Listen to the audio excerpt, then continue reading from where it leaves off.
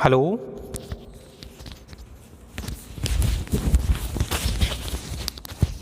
Good morning दोस्तों।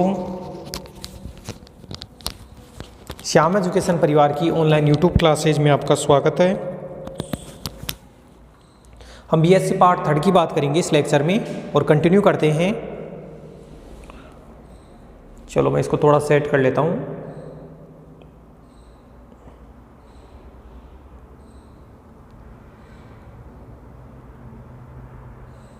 Hello, okay. BSc part 3 की अपन बात करेंगे और बीएससी पार्ट 3 में अपनी रिंग होमोमोर्फिज्म में चल रही थी वलय समाकारिता।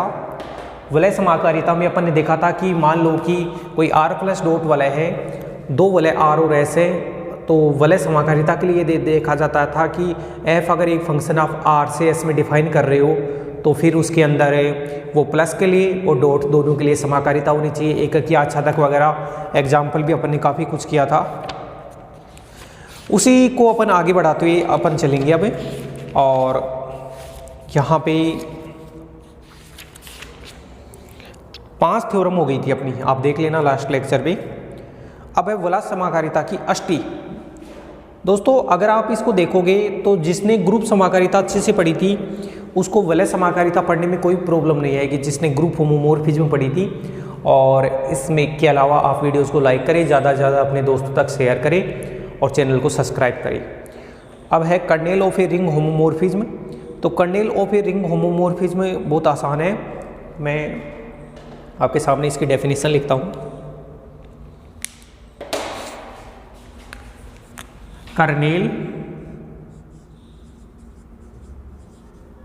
ऑफ ए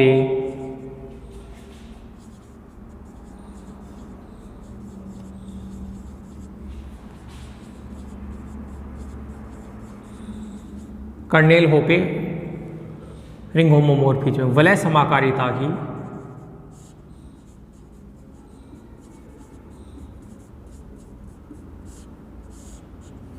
की अष्टी।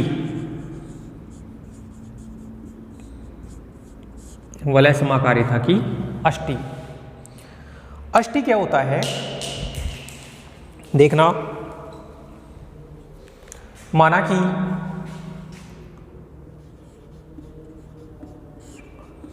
कि R व S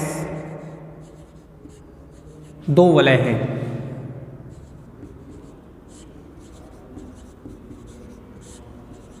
मान लो कि R और S दो वलय हैं तथा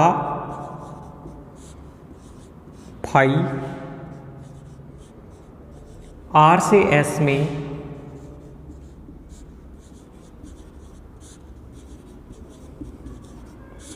एक वलय समाकारिता है।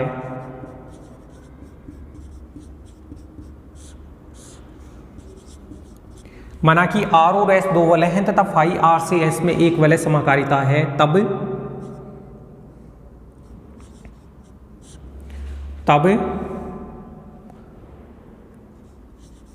R का उपसमुच्चय इसका सबसेट होता है, जिसको K से दर्शाएंगे। K में जो एलिमेंट होंगे वो कैसे होंगे? K में X एलिमेंट होगा और X एलिमेंट किसका होगा? R का। इस प्रकार होगा कि फाई X बराबर 0 X एलिमेंट होगा और X एलिमेंट होगा किसका? X एलिमेंट होगा R का। अच्छा मैं ये लिख देता हूँ इसमें।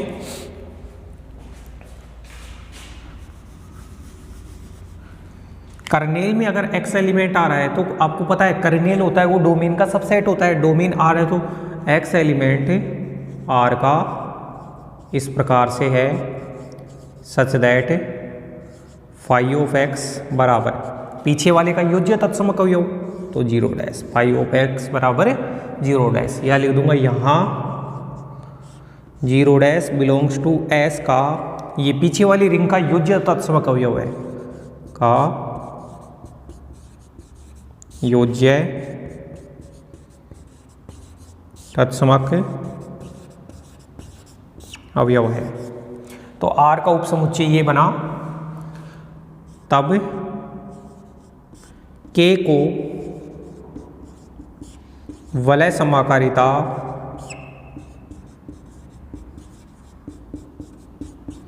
और कौन सी वलय समाकारिता, फाई वलय समाकारिता फाई की अष्टी कहा जाता है, कर्नेल कहा जाता है। जैसे अपन ग्रुप होमोमॉर्फिज्म में पढ़े थे वैसे कि वैसे अपनी रिंग होमोमॉर्फिज्म में है कि वहाँ पे दो ग्रुप लेते थे, यहाँ पे दो रिंग लेंगे, माना कि आर और एस दो वलय हैं और फाई है वो आर से एस में एक वलय समाकारिता है।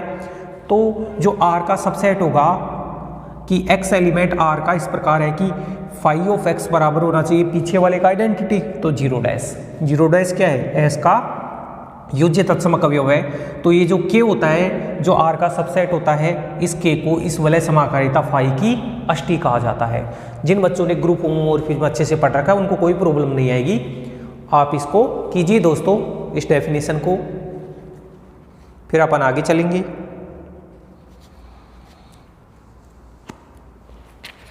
इसके आगे अपन एक थ्योरम करेंगे।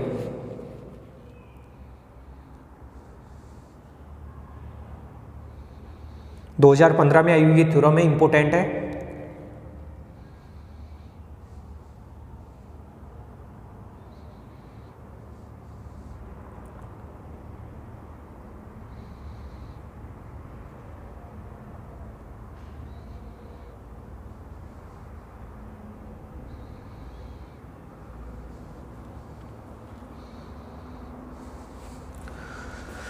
थ्योरम करते हैं अब आगे।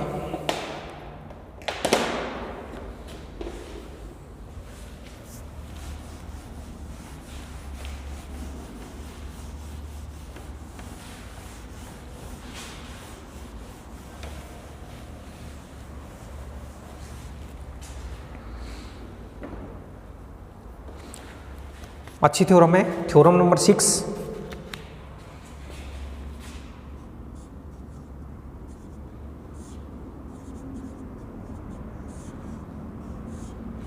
दो 2015 में आई हुई है। क्या है कि यदि फाई आर से एस में एक वलय समाकारिता है तो सिद्ध करो कि यदि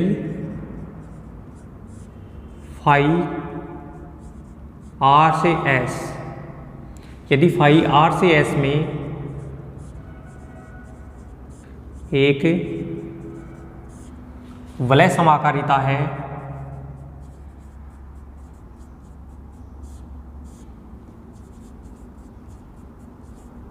तो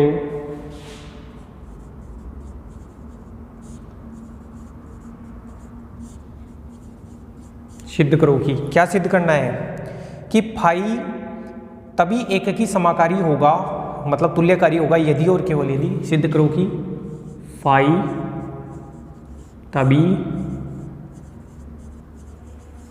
एककी समाकारी होगा यदि और केवल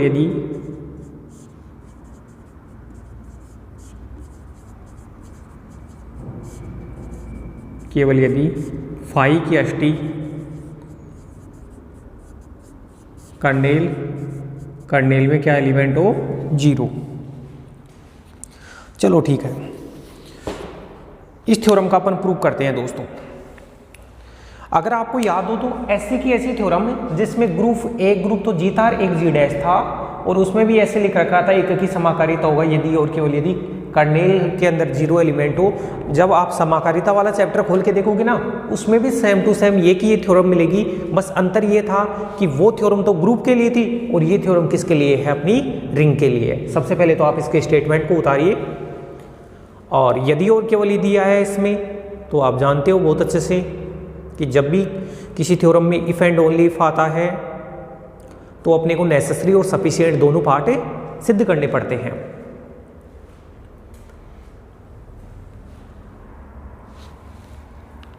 चले प्रूफ पार्ट पे चलते हैं। इसकी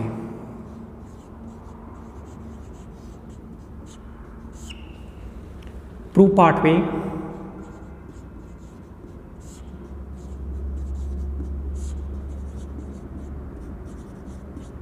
दिया गया है कि फाई आर से एस में एक वलय समाकारिता है। वलय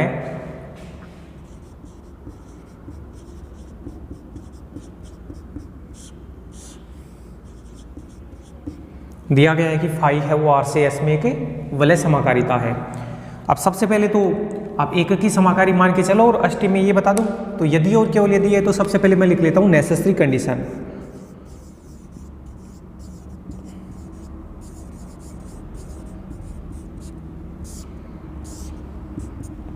नेसेसरी कंडीशन लिखता हूं मैं। सर्वप्रथम माना कि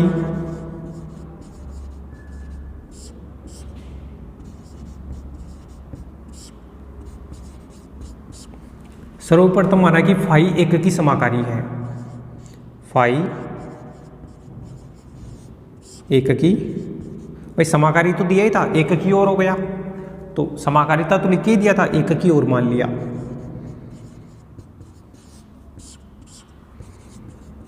सर्वप्रथम माना कि फाई एक की समाकारी है। भाई एक की समाकारी है तो ये लेके चलेंगे और कर्नेल में जीरो एलिमेंट बताएंगे। सबसे पहले माना कि फाई है वो एक की समाकारी है। अब देखो, अतः अष्टी की परिभाषा से, अतः कर्नेल की परिभाषा, अष्टी की परिभाषा से, अगर अष्टी की परिभाषा की बात करें तो कर्नेल है, कर्नेल में एक्स एलिमेंट होता है। एक्स एलिमेंट होता है वो डोमेन का होता है कि एक्स एलिमेंट आर का इस प्रकार होगा सच दैट ये फाई ऑफ एक्स बराबर जीरो डैश। जीरो डैश क्या है? एस का योज्य तत्समक अवयव। चलो ठीक है, इसको इक्वेशन नंबर 1 डाल दिया कि फाई एक्स बराबर कितना है? Zero dash. But we know, दोस्तों अपन ने एक थ्योरम प्रूव की थी और मैंने आपको बोला था कि आपको ये याद रखना है कि फाई ऑफ जीरो बराबर कितना होता है? Zero dash. कि आर का जो योज्य तत्समक अवयव है उसका प्रतिबिंब होता है वो एस का योज्य तत्समक अवयव होता है। भाई ये तो आर का योज्य तत्समक अवयव, ये एस का योज्य तत्समक अवयव, तो आर के योज्य तत्समक अवयव का जो प्रतिबिंब होता है वो एस का योज्य तत्समक अवयव होता है। इन दोनों की तुलना करो बाई इक्वेशन 1 एंड 2। तो ये तो बोलता है फाई एक्स बराबर जीरो डैश, ये बोलता है फाई जीरो बराबर जीरो डैश, तो मैं बोलूंगा फाई एक्स बराबर फाई जीरो। दोस्तों ये जो प्रतिचित्रण फाई है उसको एक की मान रखा है। एक की क्या होता है? एक की का मतलब ये होता है कि जब भी अपन इमेज सेम लेके चलते हैं तो अपने को ये बताना होता है कि एलिमेंट सेम है। तो एक की का मतलब ये है कि x और जीरो, x एलिमेंट की इमेज फाई एक्स और जीरो एलिमेंट की इमेज फाई जीरो। लिखूंगा फाई इज 1 मैप, फाई एक की अपना प्रतिचित्रण है। देन लोक लगा जाना बाहर से, फाई है वो 1 मैप है, फाई एक्स बराबर फाई जीरो, दोनों की इमेज सेम है। इमेज सेम है तो एलिमेंट भी क्या हो जाएगा? सेम। तो इसका एलिमेंट तो x, इसका एलिमेंट जीरो। इसलिए x का जो मान आया दोस्तों जीरो आया। और आपने x एलिमेंट माना किसका है? रिंग का एलिमेंट माना है। कर्नेल में एलिमेंट है वो x टाइप के हैं, तो यहाँ से कर्नेल के अंदर एलिमेंट है, आप कर्नेल में एलिमेंट को x माना था और x का मान निकल के कितना आ गया? जीरो आ गया। तो ये जीरो वापस पुट करो, तो कर्नेल में केवल एक एलिमेंट है और वो कौन सा एलिमेंट है? जीरो। कर्नेल में केवल एक ही एलिमेंट है, वो है जीरो। और जीरो क्या है? जीरो है वो आर का योज्य तत्समक अवयव। इतना कीजिए आप।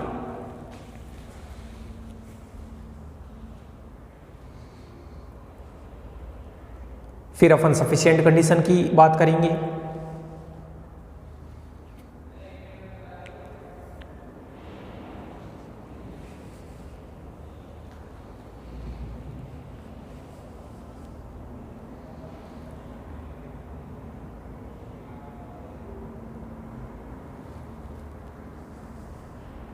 चले,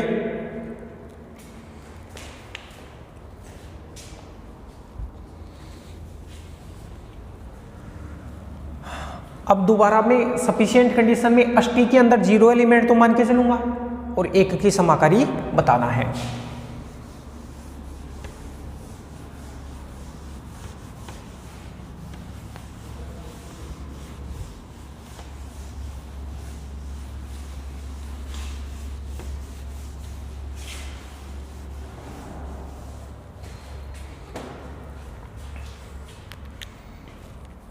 इधर से लिखना चालू करता हूँ मैं।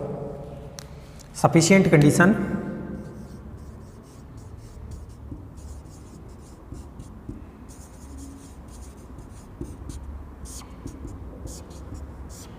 पर्याप्त शर्त। ठीक है दोस्तों, मैं लिखता हूं कि माना फाई की अष्टी, भाई वलय समाकारिता की होती है अष्टी, तो फाई की अष्टी कर्नेल में कौन सा एलिमेंट है? 0। कर्नेल में 0 है।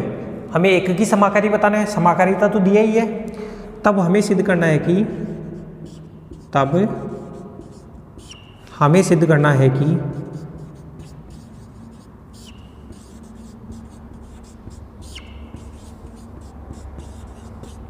कि प्रतिचित्रण फाई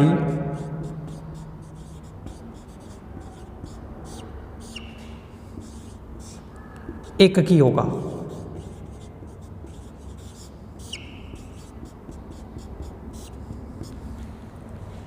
भाई एक की समाकारी बताना था, लेकिन पहले ही अपने को फाई को समाकारी तो लिख के दिया था, तो एक की बताना है। अष्टी में कर्नेल में 0 एलिमेंट लेके चलो, एक की बताओ।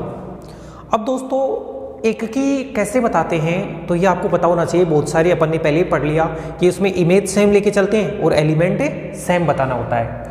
अब यहाँ पे देखो, अपना प्रतिचित्रण फाई था वो R से S में परिभाषित था, तो डोमेन तो R था, कोडोमेन उसका S था, तो एलिमेंट डोमेन के लेके चलेंगे। तो यहाँ से देखो, let x and y 2 element है रिंग R के, सच दैट फाई x बराबर फाई y। आपने रिंग R के 2 एलिमेंट इस प्रकार से माने हैं कि फाई x बराबर फाई y। इसका मतलब आपने x और y एलिमेंटों की इमेज को सेम मान लिया, x और y एलिमेंट के प्रतिबिंब को सेम मान लिया। तो आपने इमेज सेम मानी है, लास्ट में आपको बताना है x बराबर y। इमेज सेम लेके चल रहे हैं, एलिमेंट सेम बताना है, तो x बराबर y बताना है। अब एक काम करो, आप इसको उधर ले जाओ, तो फाई x माइनस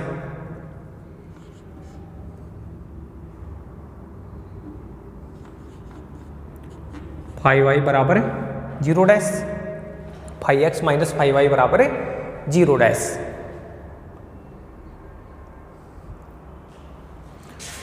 अब दोस्तों जो फाई है वो वलय समाकारिता है। वलय समाकारिता है तो बताओ, इसको मैं ऐसे लिख सकता हूँ, यानी फाई x माइनस वाई बराबर 0 डैश। और इसकी सहायता से ये कैसे लिखूंगा, चूंकि फाई एक वलय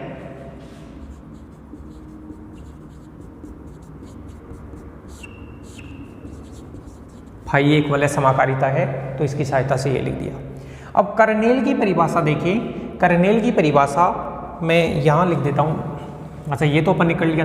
कर्नेल में x एलिमेंट आता है तो फाई x बराबर कितना आता है? 0 डैश।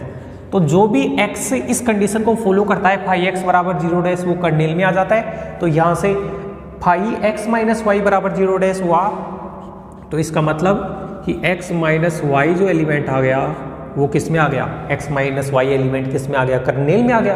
तभी तो जैसे इसको अल्फा मान लो, तो फाई अल्फा बराबर 0 डैश है, तो अल्फा कर्नेल का हो गया। बट लेकिन जो कर्नेल है, कर्नेल में तो केवल एक ही एलिमेंट है, और वो कौन सा एलिमेंट है? कर्नेल में तो केवल एक ही एलिमेंट है, वो 0 है।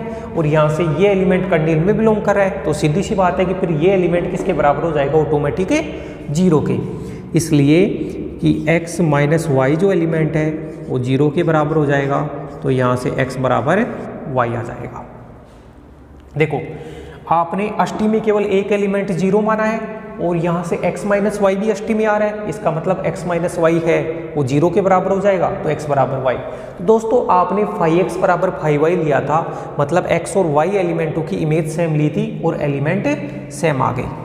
अतः प्रतिचित्रण फाई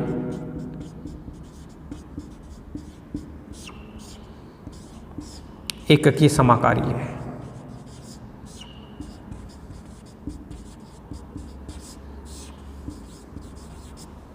तो ये हो गया, ये इसकी सफिशिएंट पार्ट हो गया।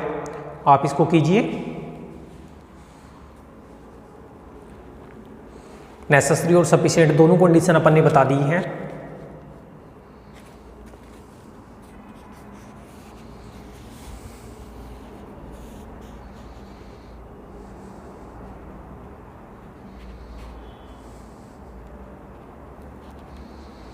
अब एक बहुत ही इंपॉर्टेंट थ्योरम आएंगी, दो थ्योरम आएंगी लेकिन बहुत ज़्यादा लेंथी है। और अब जो थ्योरम आएगी उसके तो सबसे ज़्यादा चांस है एग्जाम में आने के, क्योंकि ये 17 में भी आई है, 19 में भी आई है, 16 में भी आई है, तो 21 में आने के चांसेज हैं। वलय का अंतःस्थापन।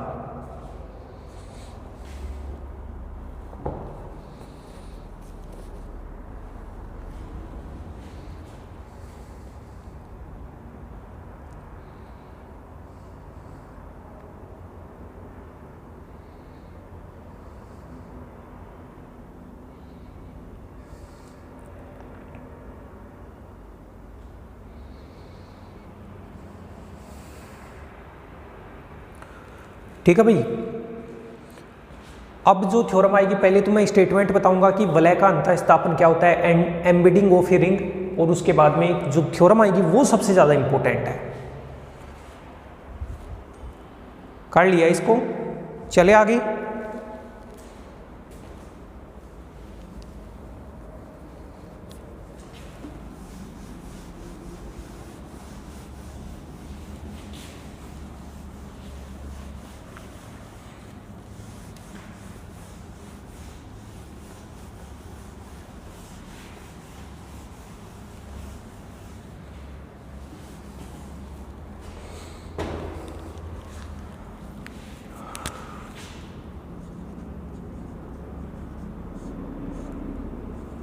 वलय का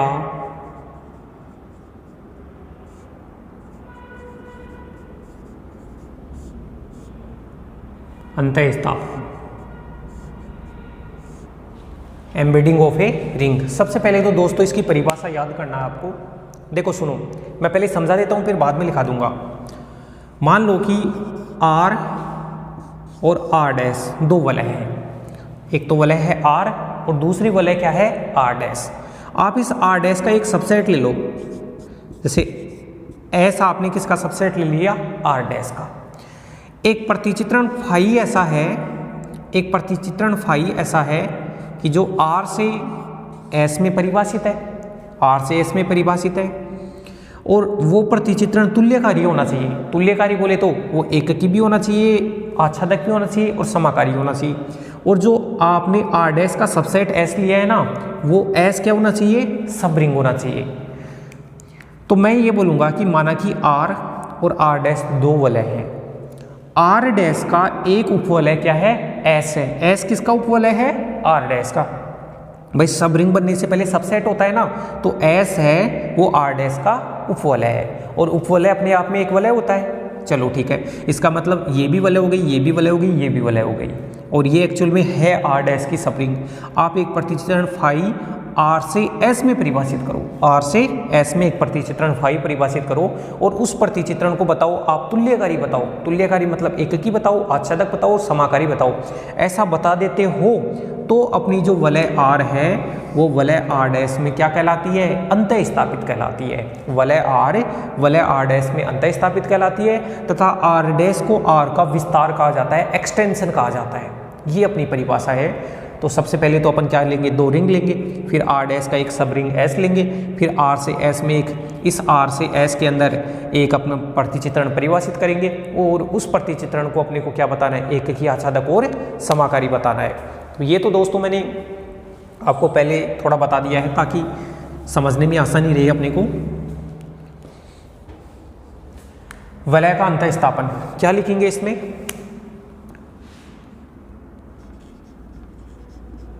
माना कि R व R डैश दो वलय हैं। माना कि R और R डैश क्या है, दो वलय हैं,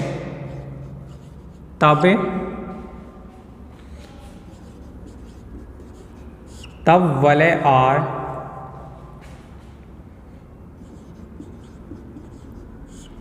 वलय R डैश में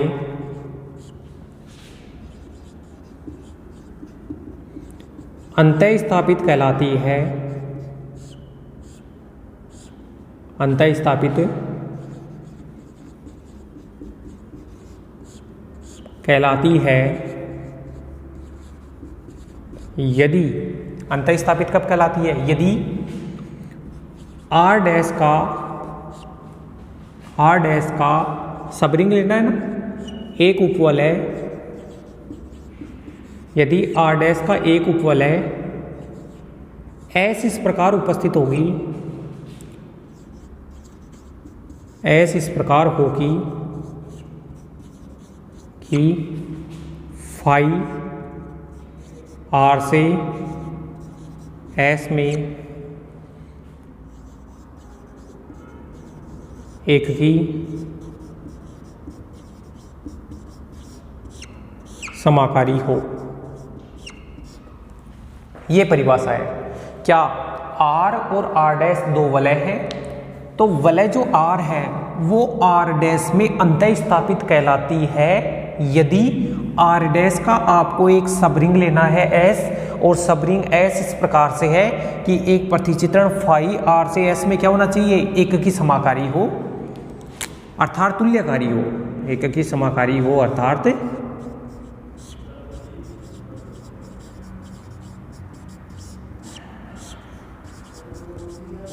तुल्यकारी हो। ठीक है, तो आर आर डैश में अंतः स्थापित कहलाता है। अब मैं बोलूंगा यहां पे थोड़ा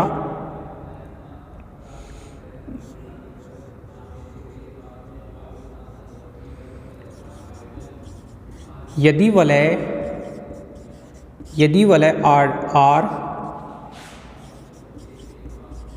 आर डैश में, यदि वलय आर है वो वलय आर डैश में अंतः स्थापित है, तो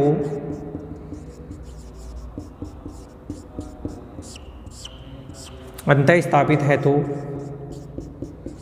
आर तो आर डैश में अंतः स्थापित कहलाती है, और आर डैश को आर का विस्तार कहा जाता है, तो आर डैश को आर का एक्सटेंशन कहा जाता है, आर का विस्तार कहा जाता है।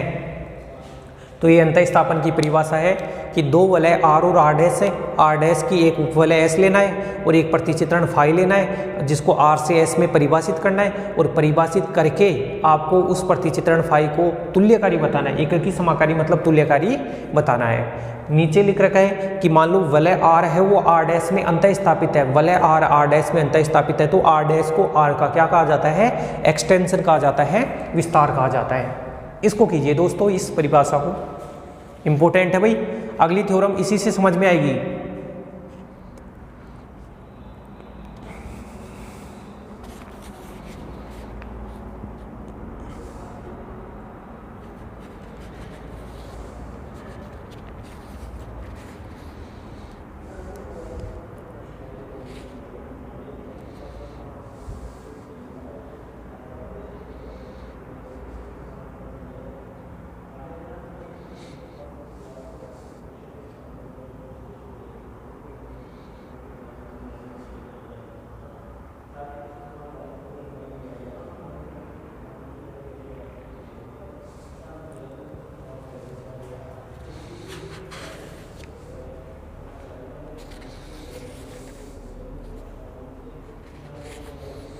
चले,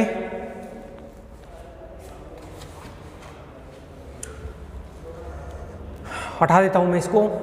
वलय के अंतः स्थापन की परिभाषा है, इसी से अपने को थ्योरम समझ में आएगी, और ये सबसे इंपॉर्टेंट थ्योरम है भाई। इस चैप्टर में अभी जितनी भी थ्योरम आई है उनमें सबसे इंपॉर्टेंट थ्योरम है ये वाली। हाँ, थोड़ा बड़ा है, थोड़ा ध्यान भी रखना है इसमें, लेकिन है सबसे इंपॉर्टेंट। थ्योरम का स्टेटमेंट है कि किसी वलय आर का तत्सम की वलय आर डैश में अंतः स्थापन किया जा सकता है। सबसे पहले तो मैं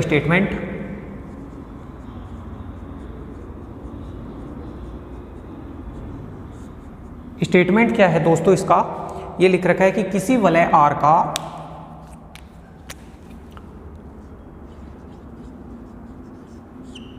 किसी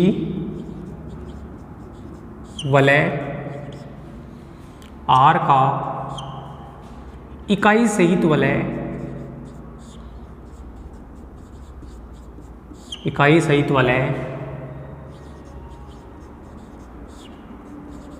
आर डैश में इकाई सहित वलय या तत्सम की वलय हो गया, एक ही बात है। आर डैश में अंतः स्थापन किया जा सकता है, अंतः स्थापन किया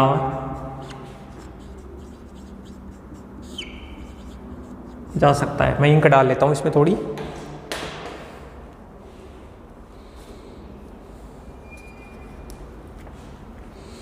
तो अपन क्या करेंगे कि भाई एक वलय आर लेंगे और थोड़ा सा शुरू में ध्यान रखना है, एक पूर्णांकों की वलय जेड लेंगे,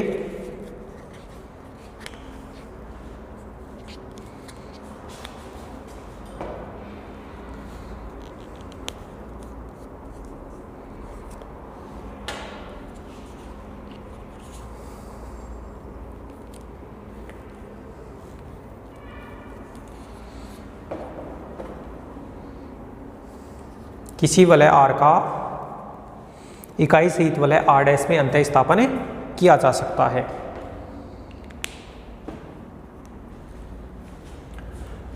प्रूफ पार्ट पे चले।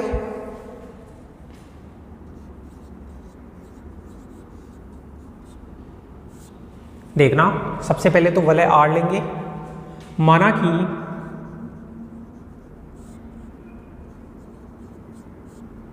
कैपिटल आर एक वलय है,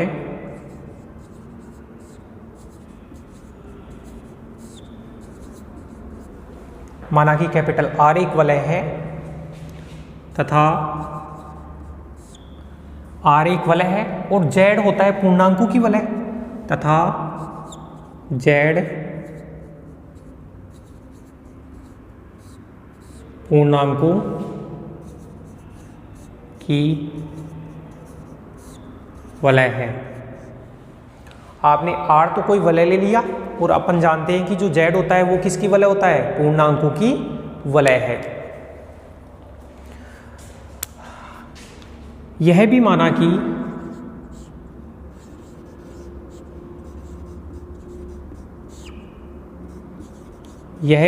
कि देखो आर डैश परिभाषित करना है और ये आपको याद रखना है जो मैं बता रहा हूं। यह भी माना कि आर डैश है वो है Z cross R. R dash है वो क्या है, जेड क्रॉस आर।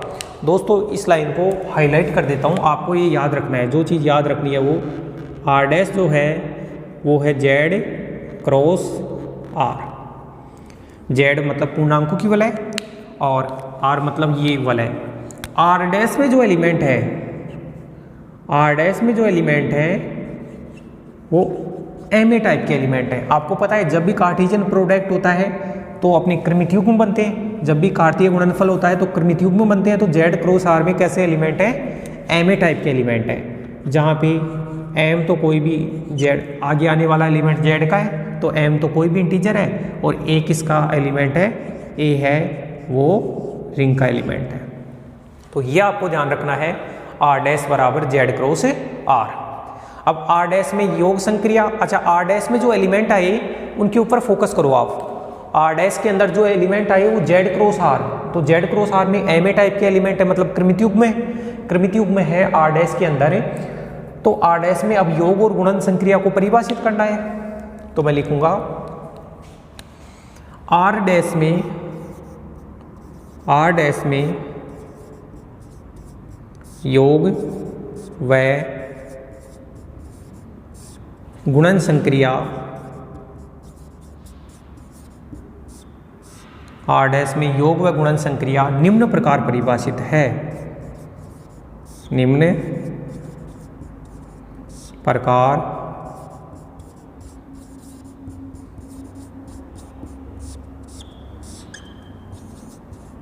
परिभाषित है। आर डैश में योग और गुणन संक्रिया निम्न प्रकार परिभाषित है। कैसे परिभाषित है,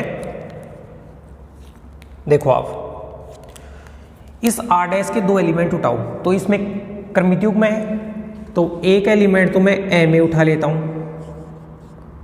और दूसरा एलिमेंट उठा लेता हूं मैं एन ए।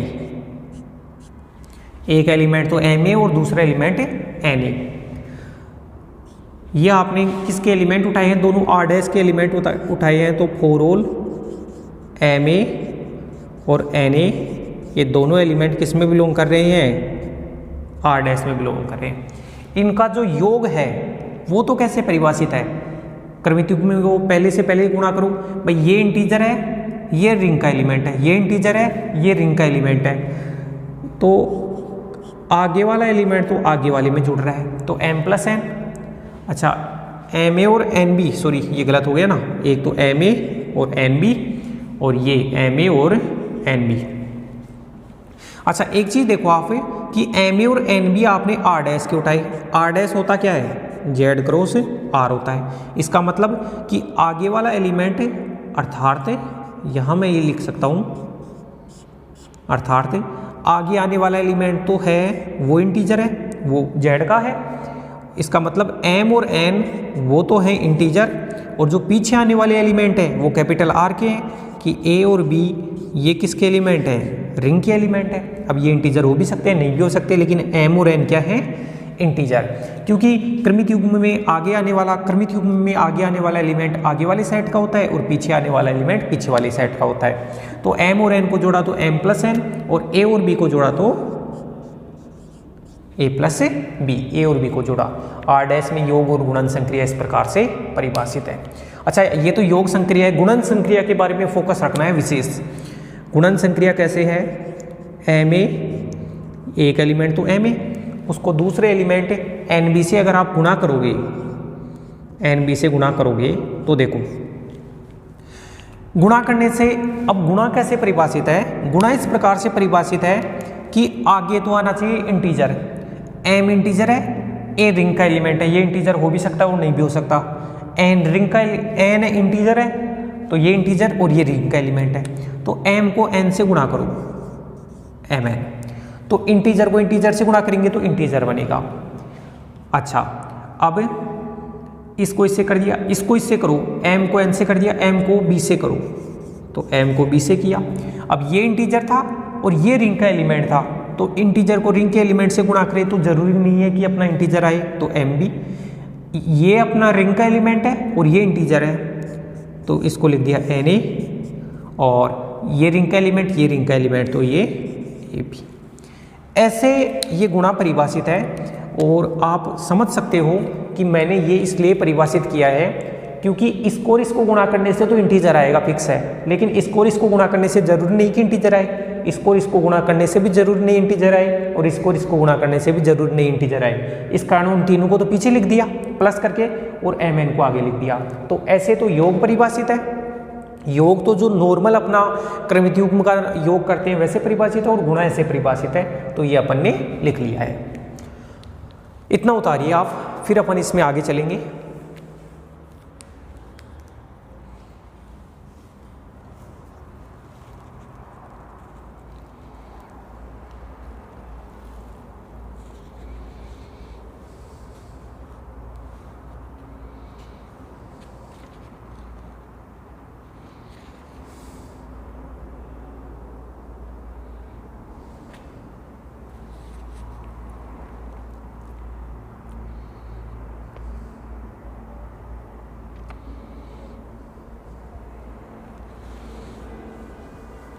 चले देखो, सबसे पहले, अच्छा मैं कर क्या रहा हूं, दो चीजें देखो। सबसे पहले तो ये जो आर डैश है ना, इसको वलय बताना है, और वलय भी कौन सी बताना है? तत्सम की वलय इकाई सहित वलय बताना है, पहला काम तो ये। दूसरा काम मैं ये करूंगा कि जब मैं आर डैश को वलय बता दूंगा तो आर डैश का एक सबसेट लूंगा एस, और उस एस को सब रिंग बताऊंगा, ये दूसरा काम है। और तीसरा काम यह है कि वलय आर से वो जो सब रिंग एस होगा ना, उसके ऊपर एक प्रतिचित्रण परिभाषित करूंगा, और उस प्रतिचित्रण को मैं तुल्यकारी बताऊंगा। इतना सारा काम है, ये हो गया। अच्छा एक चीज देखिए, यहां से दोस्तों अगर आप देखोगे ध्यान से, तो यहां से भाई ये इंटीजर, ये रिंग का एलिमेंट, ये इंटीजर, ये रिंग का एलिमेंट, आगे वाला इंटीजर है, पीछे वाला, तो ये भी इंटीजर, ये रिंग का एलिमेंट है, तो मैं डायरेक्ट इसको लिख सकता हूं कि ये किस में बिलोंग कर रहा है? ये पूरा का पूरा जो बिलोंग करेगा वो किस में बिलोंग करेगा? आर डैश में बिलोंग करेगा। और यहाँ से भी भाई एम और एन इंटीजर है, तो ये इंटीजर, ये रिंग का एलिमेंट है, तो ये भी किस में बिलोंग करेगा? डैश में बिलोंग करेगा।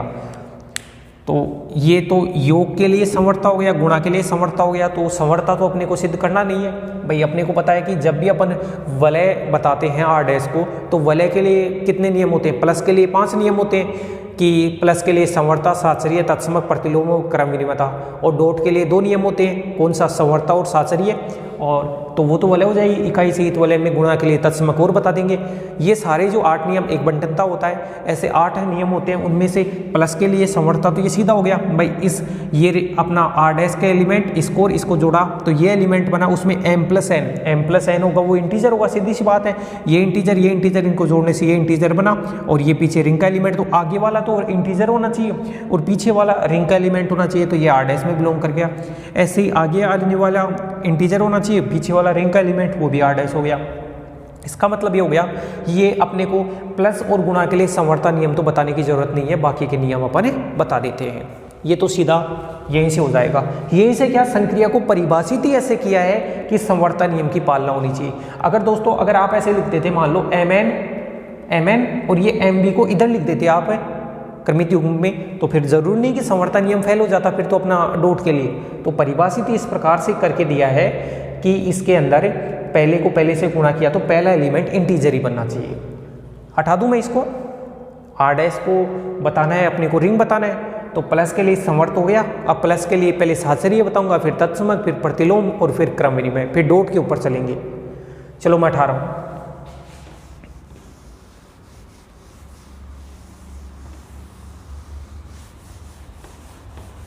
इसी के अंदर अब आगे से चलेंगे।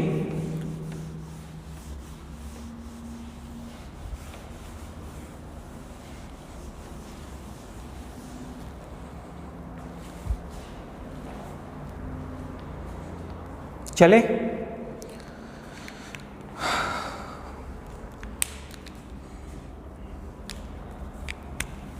योग के लिए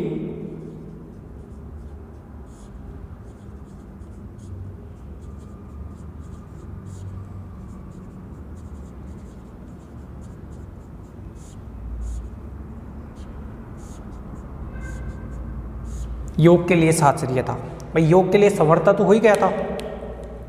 साचर्यता में 3 एलिमेंट चाहिए आर डैश के, तो लेट एक एलिमेंट तो एम ए, दूसरा element N B, M N और तीसरा आर ले लो, आर सी। ये 3 एलिमेंट किसके हैं? आर डैश के हैं। कौन कौन से बताइए भाई? आर डैश है भाई ये। आपने एम ए, एन बी और आर सी 3 एलिमेंट उठा लिए आर डैश के। नाउ देखो, पहला एलिमेंट एम ए और एन बी, इनको तो एक जगह लिखो और बाद में इनमें जोड़ना तीसरा एलिमेंट है आर सी बराबर। देखो पहले तो मैं इसको क्या लिख सकता हूं, इन दोनों को जोड़ोगे तो वो बनेगा, अब इन दोनों को जोड़ो तो जैसे ही जोड़ परिभाषित कर रखा है वैसे m प्लस n और दूसरा एलिमेंट बनेगा a plus B, m plus n दूसरा एलिमेंट a प्लस बी, और ये क्या है? r, c। चलो ठीक है, अब ये भी एलिमेंट आर डैश का, ये भी एलिमेंट आर डैश का, इनको जोड़ो भाई। इनको जोड़ेंगे तो अपन लिखेंगे m प्लस n, उसमें तो r जुड़ जाएगा। अच्छा, इसको m n एक साथ है तो इनको छोटे ब्रैकेट में लिख देते हैं अपन या बड़े वाले में। तो इसमें तो ये जुड़ा, फिर कोमा, पीछे वाले में पीछे वाला एलिमेंट जुड़ेगा, तो a प्लस बी में जुड़ेगा क्या? प्लस का r। इतना सही है। अब दोस्तों एक चीज देखो आप कि m, n और r तीनों क्या है? इंटीजर है। चूंकि m, n और r तीनों इंटीजर हैं, इसलिए चाहे आप m और n को जोड़ो, m और n को जोड़ो और उसमें r जोड़ो, चाहे आप n और r को जोड़ो, n और r को जोड़ो और उसमें पहले m जोड़ो, एक ही बात होती है।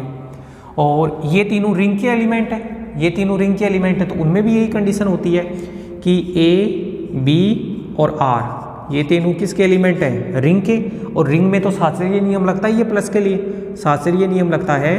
तो ए प्लस बी को जोड़ के आप आर को जोड़ो, अरे आर थोड़ा ना है, ए बी सी में जुड़ेगा ये सी, यहाँ पे क्या है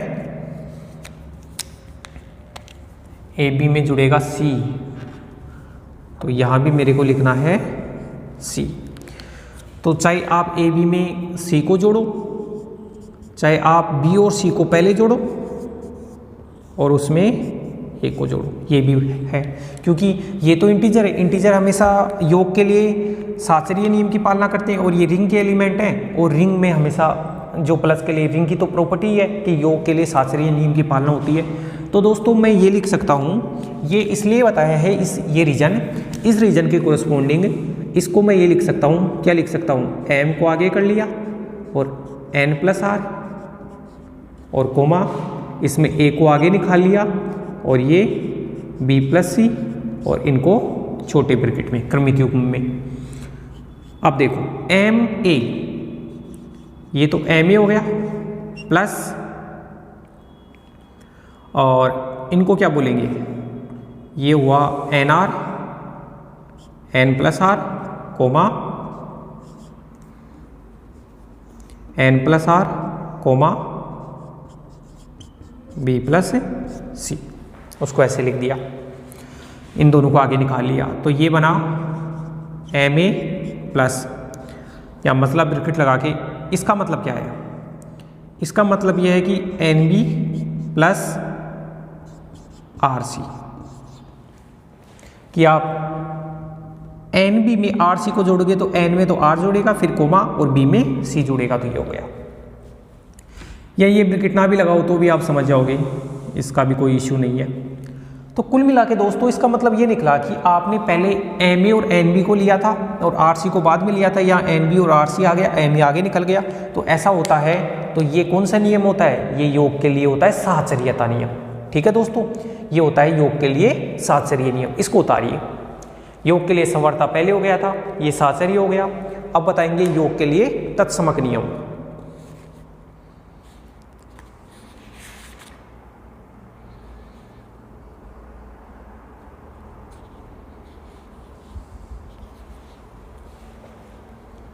करें आगे, योग के लिए शास्त्रीय नियम। अगला लिखेंगे योज्य तत्समक अवयव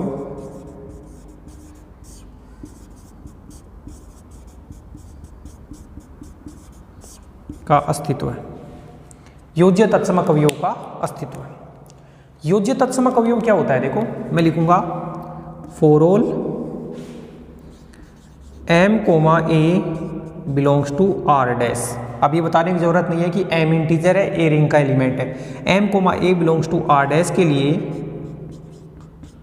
for all M comma A belongs to R dash के लिए 0,0 बिलोंग्स टू आर डैश अवयव इस प्रकार है कि, अवयव इस प्रकार है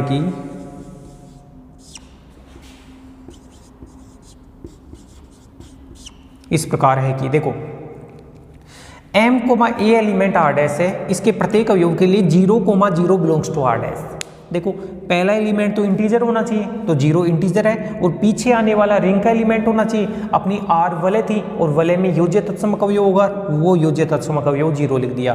तो इस अवयव के लिए, ऐसे प्रत्येक अवयव के लिए 0,0 बिलोंग्स टू आर डैश इस प्रकार है कि m कोमा ए में आप जोड़ो 0 प्लस 0, तो पहला तो पहले में जुड़ेगा, तो आप लिखोगे m प्लस 0 कोमा दूसरा दूसरे में जुड़ेगा तो a प्लस 0, और बताओ ये कितना बन गया, m कोमा a। इसका मतलब है m कोमा a जो एलिमेंट था उसमें 0 प्लस 0 जोड़ने से उसके ऊपर कोई इफेक्ट नहीं हुआ, तो 0 प्लस 0 बन गया, वो r डैश का क्या बन गया, योज्य तत्समक अवयव। तो अर्थात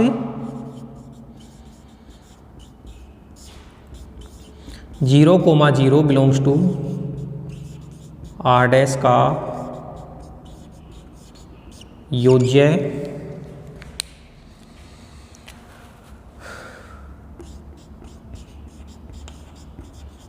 तत्समक अवयव है। तो योग के लिए साचरीयता हो गया और योग के लिए तत्समक अवयव हो गया। अब बताना है योज्य प्रतिलोम। तो योज्य प्रतिलोम की कंडीशन अब अपन करेंगे 18 इसको। क्वेश्चन तो बहुत लंबा है, ये 1 घंटे का है, लेकिन जब आप एग्जाम में करोगे तो 20-25 मिनट में आराम से हो जाएगा, क्योंकि मैं तो यहाँ पे आपको समझा भी रहा हूँ। योज्य तत्समक अवयव, योज्य तत्समक अवयव के बाद में क्या लिखते हैं? योज्य प्रतिलोम अवयव,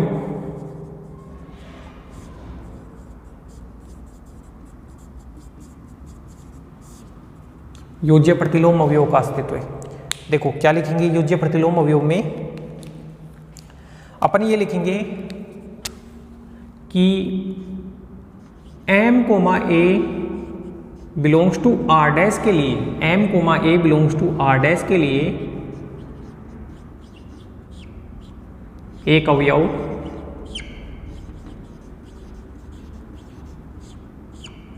m, a belongs to r dash के लिए एक अवयव कौन सा? -m, a belongs to r dash इस प्रकार उपस्थित है कि, इस प्रकार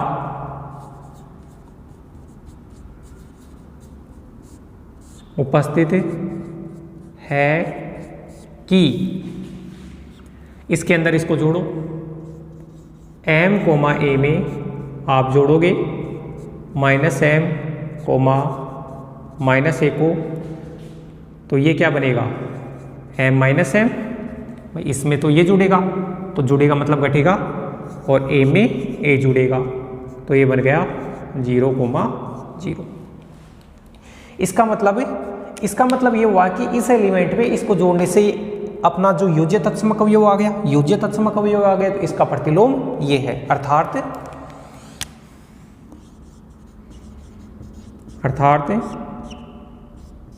m, a belongs to r dash का योज्य प्रतिलोम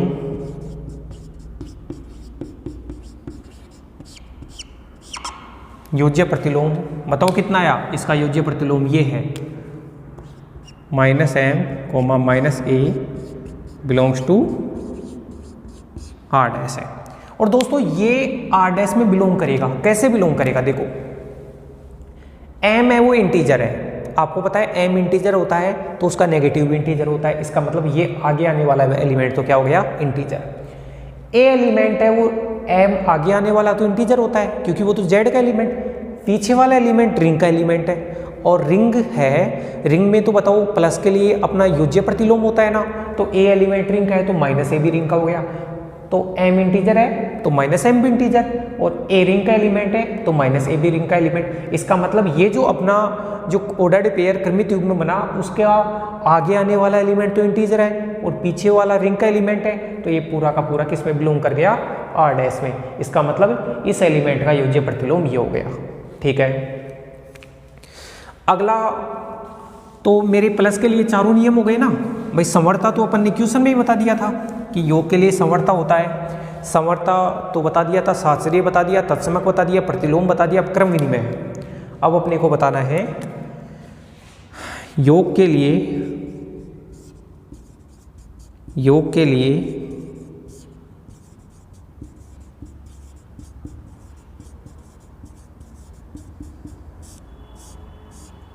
क्रम विनिमयता नियम। योग के लिए क्रम विनिमयता नियम। और योग के लिए क्रम विनिमयता नियम का मतलब है कि आप r डैश के 2 एलिमेंट उठाओ, r डैश के 2 एलिमेंट उठाओगे तो कौन कौन से? लेट एक एलिमेंट तो ma और दूसरा एलिमेंट मान लो nb। ये 2 एलिमेंट उठाए आपने r डैश के, देन ma को nb में जोड़ो, ma को nb में जोड़ोगे तो देखो क्या आएगा। पहला एलिमेंट पहले में जुड़ेगा तो ये बनेगा m प्लस n, और दूसरा दूसरे में जुड़ेगा तो बनेगा a प्लस b। अब देखो दोस्तों, सामने मैं रीजन बताता हूँ कि m भी इंटीजर है, n भी इंटीजर है। चूंकि m और n दोनों इंटीजर हैं, इसका मतलब ये है कि चाहे आप m प्लस n लिखो, चाहे आप n प्लस m लिखो, कोई दिक्कत नहीं है।